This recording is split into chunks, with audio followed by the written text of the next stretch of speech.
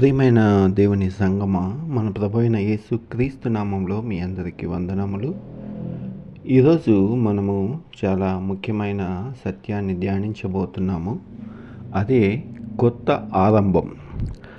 మన జీవితంలో మనం చాలాసార్లు ఇలా అంటాము, ఈ నెల నుంచి మారుతాను, ఇకపై కోపం తగ్గించుకుంటాను, ఇకపై పాపము చేయను, కొత్త సంవత్సరం నుంచి మంచి జీవితం పెడతాను. కానీ కొద్ది రోజులకే మళ్ళీ మనము పాత అలవాట్లకు వెళ్తాము. ఎందుకంటే మనము బయట నుంచి మారటానికి ప్రయత్నిస్తున్నాము, కానీ దేవుడు మార్చాలి అనుకున్నప్పుడు దేవుడు మాత్రం నిన్ను లోపల నుంచి మారుస్తున్నాడు. దీని కొత్త ఆరంభానికై ఏర్పాటు చేయబడిన వాక్య భాగము కొరింథీయులకు గ్రంథము 2వ కొరింథీయులు 5వ అధ్యాయం 17వ వచనం ఈ విధంగా సెలవిస్తుంది.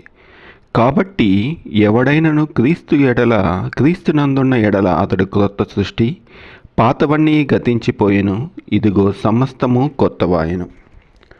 ఇక్కడ మనము ఈ అంశంలో క్రీస్తులో ఉన్నవాడు కొత్త సృష్టి అంటే, ఇక్కడ సృష్టి అనే పదము చాలా గొప్పది.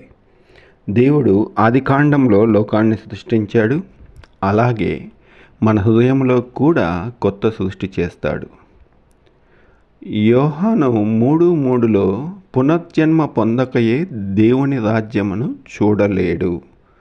మనము ఒక కొత్త పాత ఇల్లు ఉందనుకుందాం, దానికి బయట పెయింట్ వేస్తే అది కొత్తగా కనపడుతుందేమో, కానీ అది మన బిల్డింగులు పురాతనమైన బిల్డింగు బయటికి బాగుండొచ్చు, కానీ నువ్వు లోపల చూస్తే లొట్టగానే ఉంటుంది. అదే నువ్వు దాన్ని మళ్ళీ కూల్చి నిర్మిస్తే అది మనకు కొత్త దానిలాగా కనిపిస్తుంది. అలాగే మన దేవుడు కూడా మనకు పైన పెయింట్ వేయడు, మన హృదయాన్ని పూర్తిగా కొత్తగా నిర్మిస్తాడు. కాబట్టి మనము పునర్జన్మ అంటే మనము మన లోపంలో ఉన్న లోపాలన్నిటినీ తీసివేసి కొత్తగా చేస్తుంటాడు. కాబట్టి మనము దేవుని రాజ్యాన్ని చూడగలము. అదే ఎఫెసీ 2:4-5 వచనాల్లో మనము అపరాధములలో మృతులై ఉండగా దేవుడు మనల్ని బతికించెను.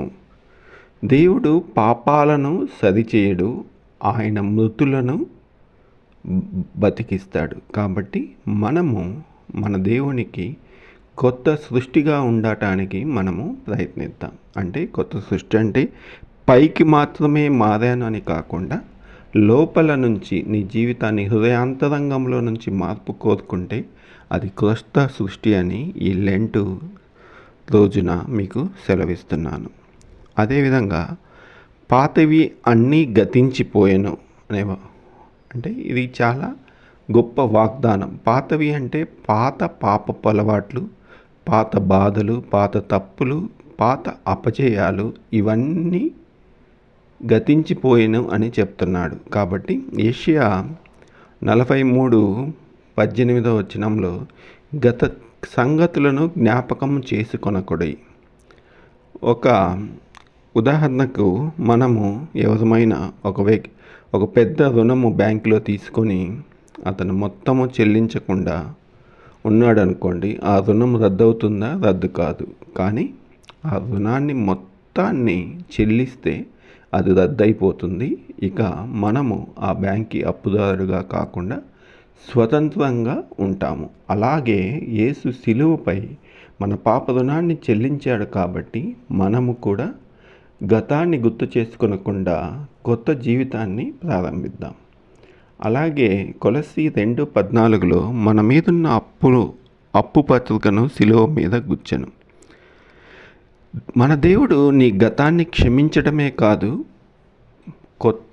పూర్తిగా తొలగిస్తున్నాడని ఈ వాక్య భాగం మనకు సెలవిస్తుంది. కాబట్టి మనలో ఉన్న పాత సంగతులు కానీ, పాత అపజయాలు కానీ, పాత తప్పులు కానీ అన్నీ తీసివేసి కొత్త వాటిని పూర్తిగా తొలగించాడు. కాబట్టి మనము మన దేవునికి ఎప్పుడు పాత సంగతులను గుర్తు చేసుకోకుండా కొత్త ఆరంభానికి ముందుకు సాగుదాం. మరి ఒక మాట కొరింథీ దాంట్లో రాసిన దానిని సమస్తము క్రొత్తవాయెను. అంటే ఇక్కడ దేవుడు అర్థము మార్పు చేయటమని కాదు, కానీ సంపూర్ణ మార్పు చేస్తాడని. మన కొత్త ఆలోచనలు అంటే రోమీలకు రాసిన పత్రిక 12వ అధ్యాయం 2వ వచనంలో మీరు మారు మనసు పొందిన వారై మీ మనసు మార్పు పొందిన వారై ఉండవాలని చెప్తుంది. కాబట్టి మనము కూడా దేవుని ఎడల భయభక్తులు కలిగి కొత్త హృదయాన్ని కలిగి ఉండాలని చెప్తుంది. కొత్త హృదయం అనే దానికి యెహెజ్కేలు 36:26లో కొత్త హృదయాన్ని మీకు ఇస్తానని చెప్తున్నాడు. అంటే దేవుడు మనకు మన పాతవన్నీ గతించిపోయి కొత్త హృదయాన్ని కలుగచేస్తాడు. కాబట్టి ఈరోజు నీవు నేను కొత్త ఆరంభాన్ని ప్రారంభించడానికి సిద్ధంగా ఉందాము. అలాగే ఉదాహరణకు మనము సౌలును పౌలుగా మార్చిన దేవుడు. అపోస్తుల కార్యములు 9వ అధ్యాయంలో సౌలు మన క్రైస్తవులను హింసిస్తాడు. కానీ మన ప్రభువైన యేసు క్రీస్తును కలిసిన తర్వాత సౌలు ఏమవుతాడు?